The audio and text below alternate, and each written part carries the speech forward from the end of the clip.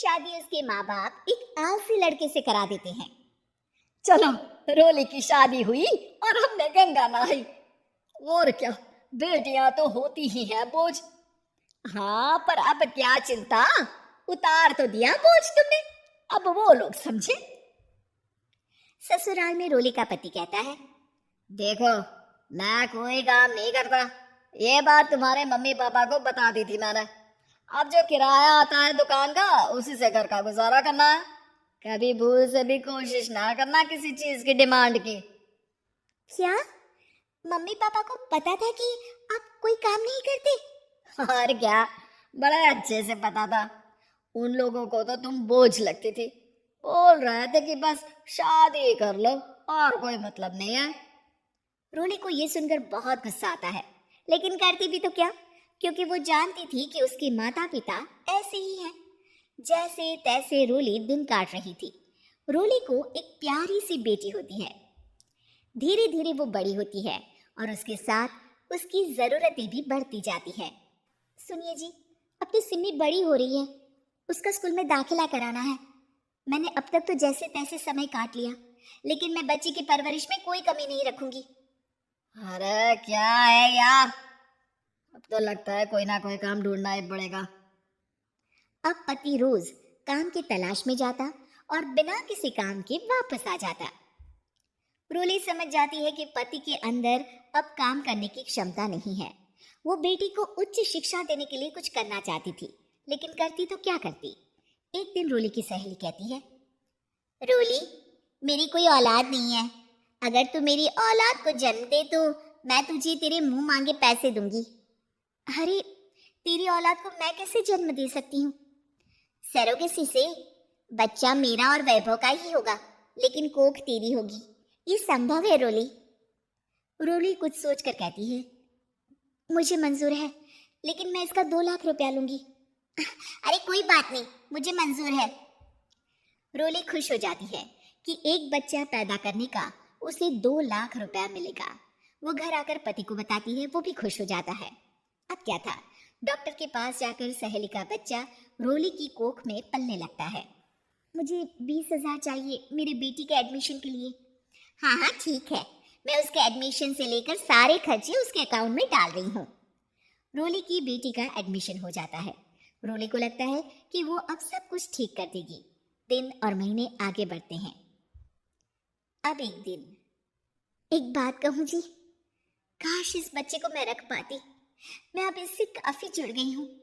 अरे यार, पता नहीं किसका बच्चा है, अपने पास है ना अपनी मुन्नी। हाँ, लेकिन अब मैं भी इस बच्चे से जुड़ाव फील करने लगी हूँ। लेकिन मैं ये जानती हूँ कि ये मेरा बच्चा नहीं है। दोनों की जिंदगी ठीक चल रही थी, लेकिन कहते ना कि सुख का पल ज्यादा लंबा नहीं होता। एक दिन रोली की सहेली का फोन आता है। रोली, मुझे अब ये बच्चा नहीं चाहिए, मैं अपने पति को छोड़ रही हूँ।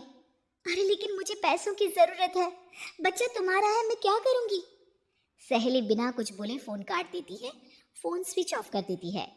लेकिन रोली के जीवन का तूफान यही नहीं रुकता। रोली, मैं इतना भार नहीं उठा सकता। आज पढ़ाई का पैसा मांग रही हो, कल को शादी, कॉलेज और पता नहीं क्या क्या। मैं तुम्हें छोड़ रहा हूँ, अपनी बच्ची उठाओ और निकलो इस घर से। अरे पर मैं कर तो रही हूँ ना बच्चे के लिए काम, आप आराम से रहिए ना। क्या काम कर रही हो, देख रहा हूँ मैं। ये छोटा शहर है, यहाँ लोगों को बात बनाते वक्त नहीं लगता।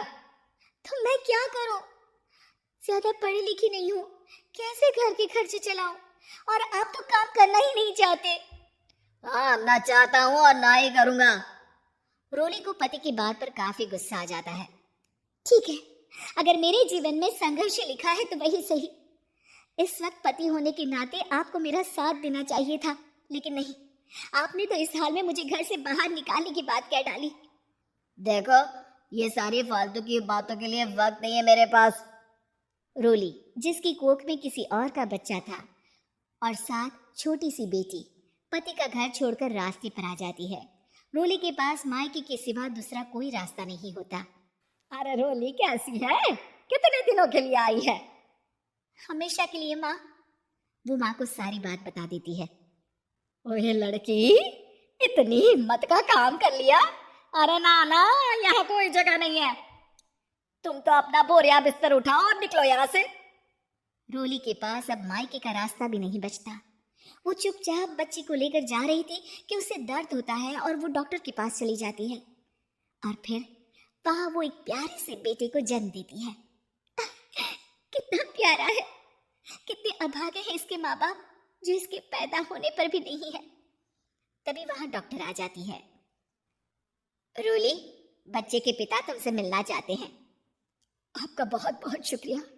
मैं इस बच्चे को पालूंगा, भले ही इसकी माँ ने इसे छोड़ दिया हो, पर मैं अपनी जिम्मेदारी निभाऊंगा।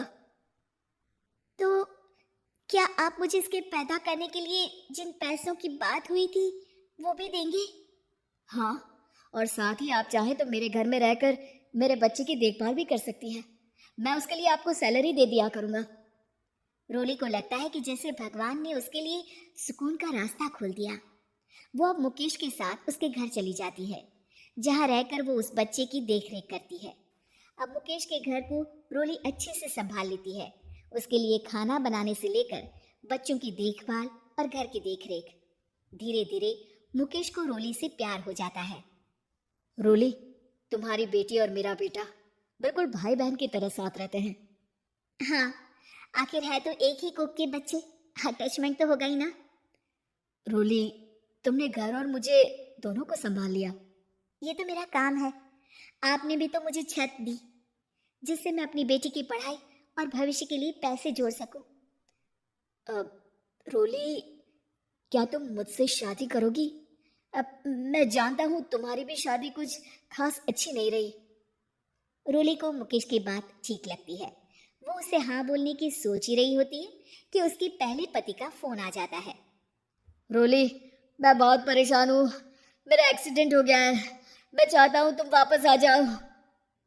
रोली को पुराने पति की चिंता होने लगती है। वो सोचती है कि वो क्या कर रही थी। हाँ हाँ ठीक है, मैं आ रही हूँ। हाँ रोली, आ जाओ, लेकिन बच्ची को कहीं हॉस्टल में छोड़कर आना, क्योंकि मैं नहीं चाहता कि हम लोगों के बीच फिर से वो सारी बातें हो। रोली को समझ आ जाता है कि पति आज भी सुधरा नहीं है। वो पति के पास जाने से इनकार कर मुकेश को हाँ कर देती है।